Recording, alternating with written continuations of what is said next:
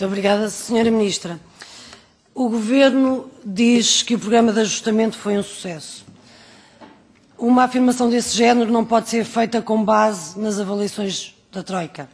Uma avaliação séria exige que confrontemos os objetivos do programa de ajustamento com os seus resultados. E vamos ver então, para 2014, o que é que estava no memorando e o que vai acontecer. Em relação ao PIB, era suposto ter regressado ao nível de 2010, caiu para 5,5%. Caiu 5,5%. O emprego deveria estar nos 70%, caiu 65%. Taxa de desemprego devia ter ficado nos 12%, está em 14,5%. Déficit deveria ser 13,4%, vai ser de 4,9%.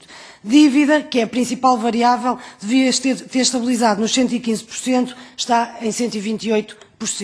Em resumo, o programa de ajustamento falhou em todas as variáveis de análise relevantes. E a questão que lhe coloco é esta.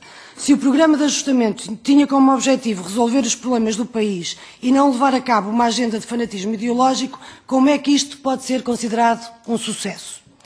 A segunda pergunta tem a ver com o seguinte. Nós hoje de manhã tivemos aqui uma intervenção da maior gravidade do Comissário Moscovici. Disse, como aliás o Presidente da nossa Comissão já o referiu, que Portugal está em cumprimento e que a Comissão passará a um regime de vigilância muito apertada, não afastando sequer o cenário de possíveis sanções, mesmo que seja em última instância. O seu Governo destruiu o país com a desculpa de que era preciso resolver os nossos problemas e conseguir passar as avaliações da Troika. Nós já sabíamos e já tínhamos visto que os problemas do país, como ainda agora mostrei, se agravaram. Hoje de manhã, o que esta Comissão ficou a saber é que o melhor aluno fica de castigo e ainda pode vir a levar reguadas. Que comentário é que tem a fazer em relação a isto? E a terceira pergunta, Sra. Ministra. Está aberta uma polémica entre a Comissão e o Governo. E está aberta essa polémica em relação às metas do déficit. Já vimos que o Governo falhou todas as metas sobre o déficit previstas no memorando de entendimento com a Troika, como já referi. Só que agora existe um problema adicional e um risco adicional, que é o do BES. E sobre essa questão eu gostava de saber. Em primeiro lugar, eu acompanhei um regulamento sobre a resolução bancária que estabelece que todos os credores devem ser responsabilizados antes de sequer considerar as perdas para os contribuintes. Porque é que essa legislação não foi cumprida no caso dos credores séniores do BES, que foram salvos e colocados no Banco Bom, o que obviamente o desvalorizou?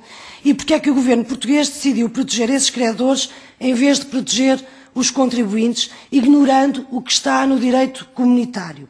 E não se defende a Sra. Ministra com o Banco de Portugal, porque nós sabemos muito bem que a decisão cabe ao decisor político e a mais ninguém. E a segunda pergunta a este respeito. Se, como já foi admitido por vários responsáveis, vai haver perdas para os contribuintes, seja diretamente, seja através da Caixa Geral de Depósitos, que consequências é que isso poderá ter para as metas orçamentais, cuja credibilidade, como já sabemos, já foi tão posta em causa? Muito obrigada, Sra. Deputada. Eu vou ser bastante sucinta, porque ficou muito pouco tempo para a minha resposta. Eu gostaria de realçar que, relativamente àquilo que eram as previsões e àquilo que aconteceu, se a Sra. Deputada verificar as previsões para todos os outros países da Europa e as confrontar com aquilo que aconteceu, verificará que os erros de previsão não são exclusivos de Portugal e que, efetivamente, ao longo deste período, também a nível europeu, houve evoluções distintas daquilo que se esperava que acontecesse e foi preciso fazer esse ajustamento. Aquilo que me parece particularmente relevante discutir, sobretudo no nosso país, é se haveria alguma alternativa credível que hoje tivesse colocado o país em melhor situação. E a convicção do Governo é que não.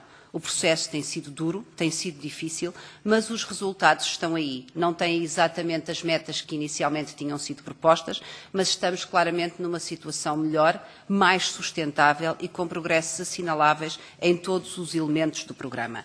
Não tem nada a ver com fanatismo, tem a ver com convicção, isso sim, convicção de que, de facto, os desequilíbrios estruturais acumulados eram de enorme dimensão, que a correção se impunha e que a simples inércia de manter o que vinha de trás teria levado o país a uma situação absolutamente trágica e aí sim teríamos uma situação social e económica de gravíssimas proporções.